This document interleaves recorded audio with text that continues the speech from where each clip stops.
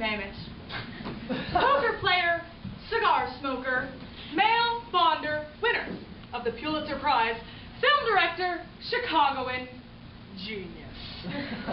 Why is David Mamet an American genius?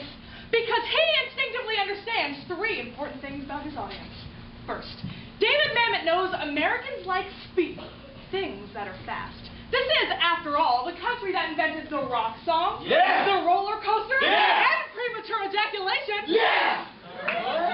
Okay, so we didn't invent premature ejaculation.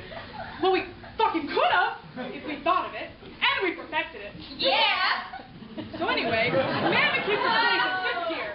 Second, David Mamet knows Americans don't like to pay for parking.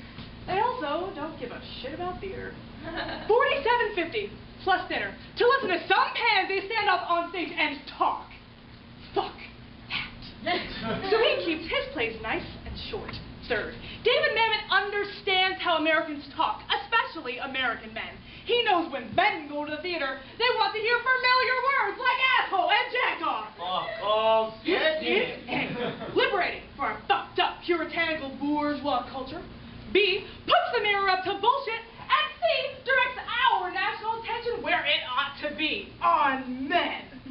David Mamet is the William Congreve of our time, and if you don't know who William Congreve is, you can just suck my dick. We are gathered here tonight to honor Mr. Mamet for his contribution to the American theater.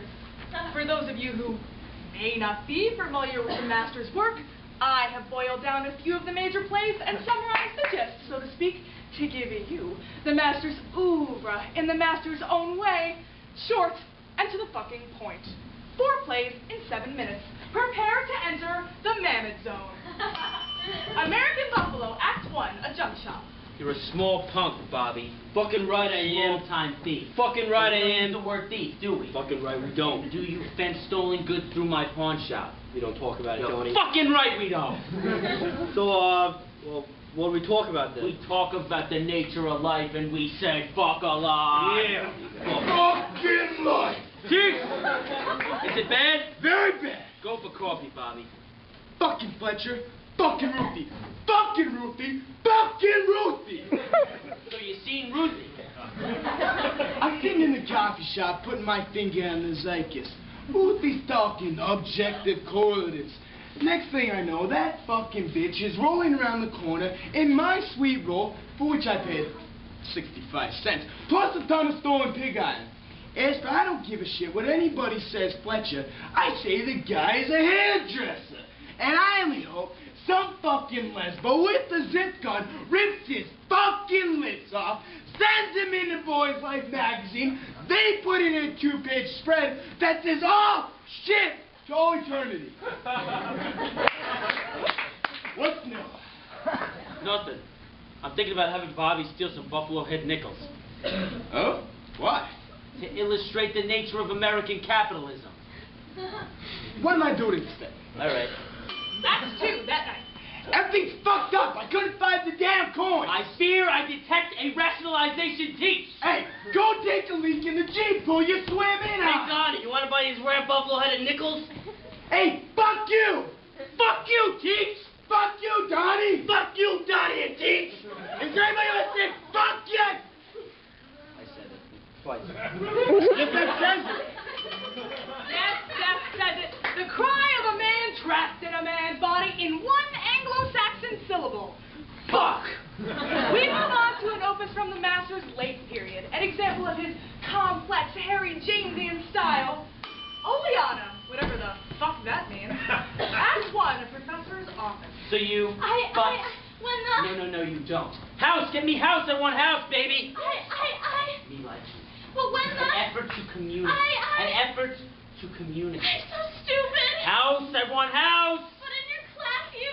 Me teacher, you student. In your class, you said...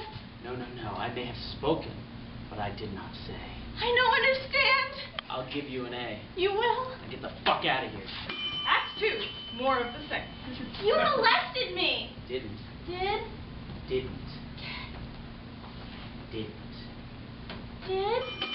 Well, I think that said this.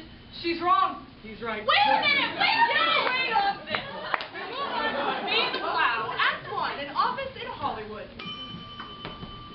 Gold, you're the new head of production at this studio. I am.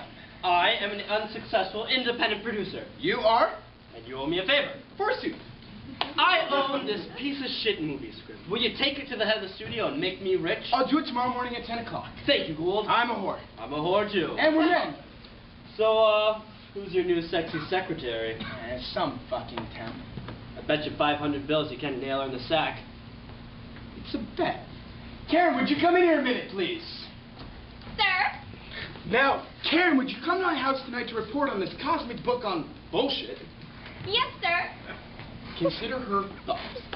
Act 2, Gould's house, that night. Now, Karen, did you read this book on cosmic bullshit?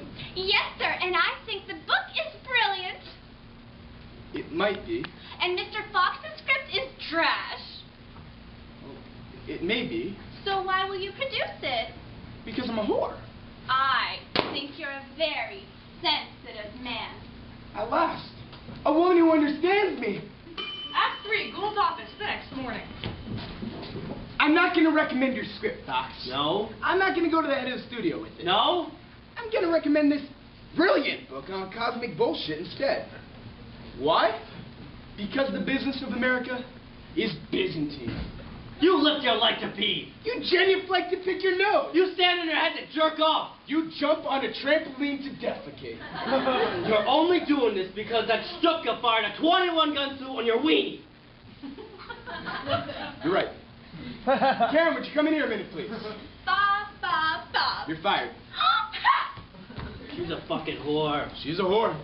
And you're my friend. If only we were women. We could be lesbians together.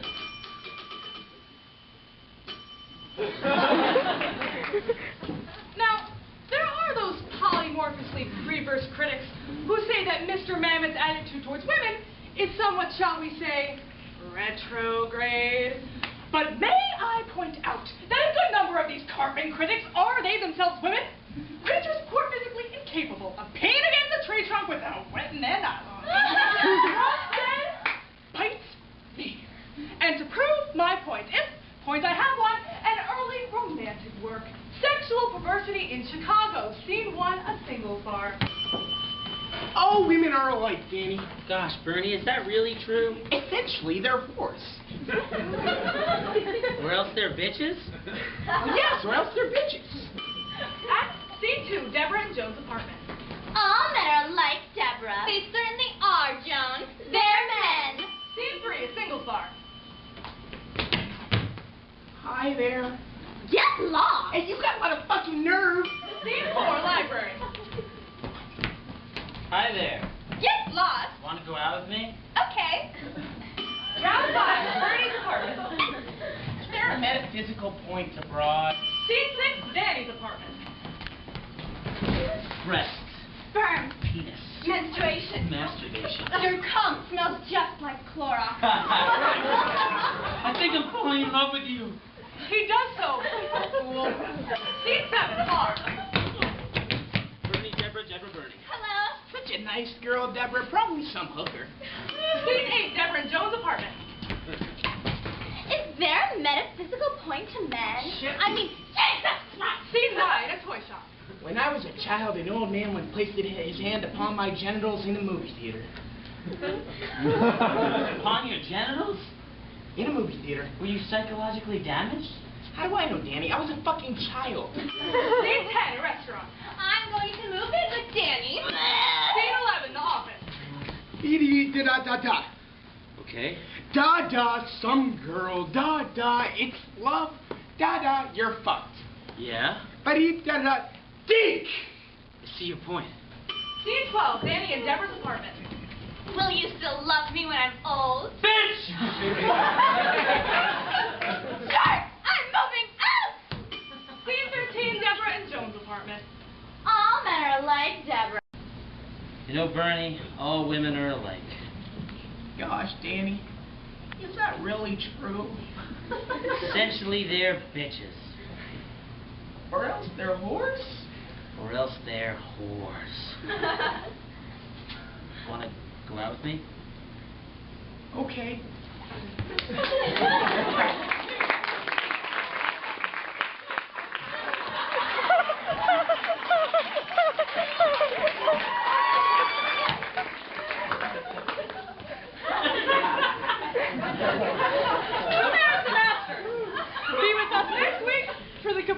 works of Jean-Claude Van Damme.